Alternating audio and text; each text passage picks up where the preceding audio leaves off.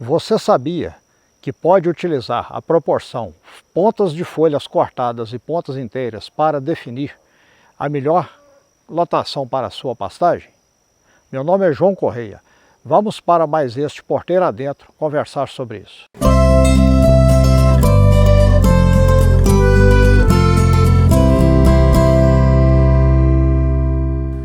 Nós estamos numa área de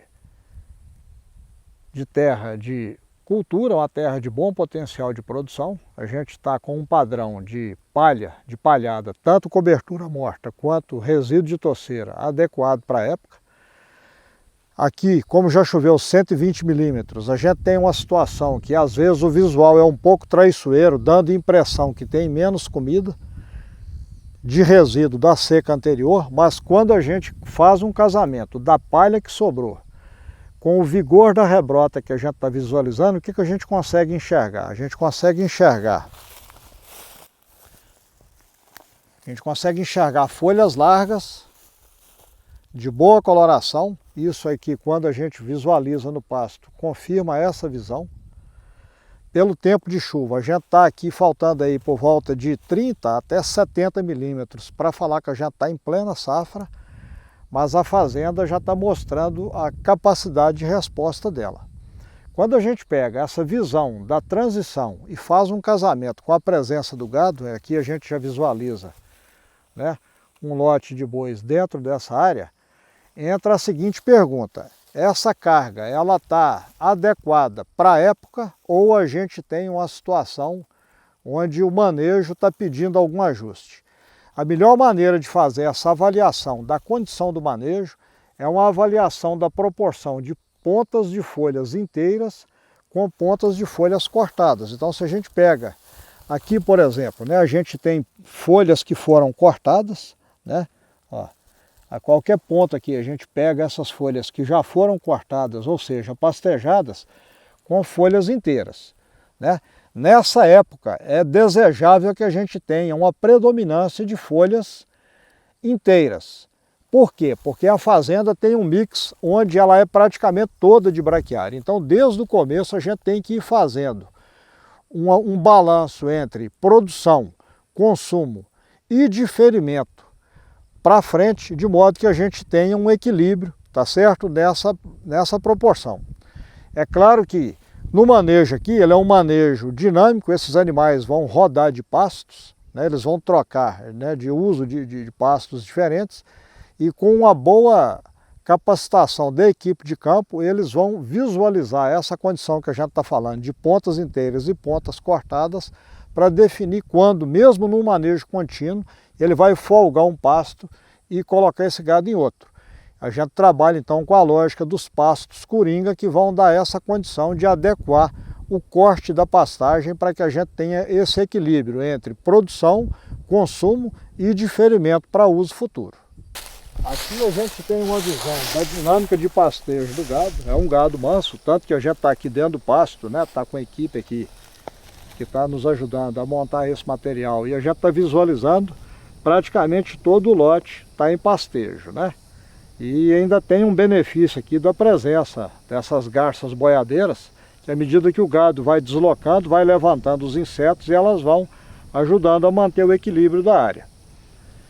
Quando a gente pega essa dinâmica aí de pastejo pelo horário, esses animais estão no segundo ciclo de pastejo já, né? Eles já estão adiantados, e a condição que a pastagem oferece, ela é bem propícia para esses animais já atingirem um ponto ótimo de ganho dentro de muito pouco tempo, né? Então já está num ano que, mantido a boa distribuição das chuvas, a gente deve ter uma safra bastante prolongada por causa desse ganho do início.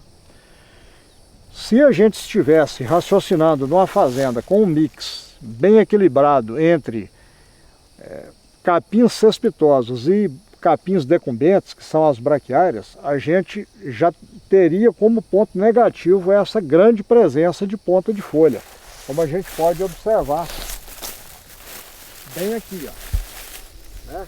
Se a gente tivesse num padrão de uso de capim cespitoso, o desejável já seria o contrário, seria uma predominância de folhas cortadas, porque toda vez que a gente faz o uso de pastagens de cespitosos nesse período que a gente está de transição, nós, se tivermos de cometer algum erro, a gente errar para mais carga, porque a gente mantém o capim sob o domínio do pastejo, e caso a gente cometa algum erro de fazer um super pastejo momentâneo, o tempo e a veda e um alívio de poucos dias cria de novo uma condição do capim voltar a ter o vigor de rebrota normal. Enquanto na braquiária a gente tende para o alívio e predomínio de ponta de folhas, se a gente estivesse falando de um capim cespitoso, a gente estaria jogando no sentido contrário, de um predomínio de folhas cortadas e uma maior pressão sobre o pasto para manter ele sob controle. Porque se ele passa, ele sobe o ponto germinativo e a gente perde todo o manejo do capim, ele vai encanar, produzir muito material de baixa qualidade e a produção de arroba também vai ficar deixando bastante a desejar. Pessoal, aqui a gente está numa área de capim cespitoso, então vários pontos importantes a considerar nessa época que a gente está. Primeiro, quando a gente faz uma tomada de uma visão geral, a gente vê uma saída muito mais agressiva em relação a uma área de braquiária. Quando a gente visualiza o lado esquerdo da cerca, a gente consegue enxergar claramente a diferença, né, da agressividade de saída de um tipo de capim, do lado de lá uma braquiária, comparado com o mombaço. Essa área aqui, no ponto que está, com essa quantidade de folha, ela já está começando a virar daquele ponto onde o manejo já não consegue mais fazer o corte, tá certo? Para manter o capim domado e produzir muita folha e produzir muita arroba. Porque se a gente deixar, a gente cai facilmente nessa armadilha aqui, ó, onde o capim passa do ponto, vai produzir muita cana, vai produzir pouca folha e a gente inverte o jogo. Então o primeiro ponto a chamar a atenção aqui é essa questão do momento de entrada de pastejo. A gente está no dia 18 de outubro, com 120 milímetros de chuva, ou seja, a gente está antes da safra estabelecer e já temos um pasto que já está começando a virar do ponto onde o manejo adequado iria ou poderá, né, corrigindo, poderá segurar ele num porte onde ele vai prolongar a produção de folha ao longo da safra toda. Se você gostou deste vídeo, curta, compartilhe e se inscreva no canal. Porteira Adentro, informação de quem vive o campo.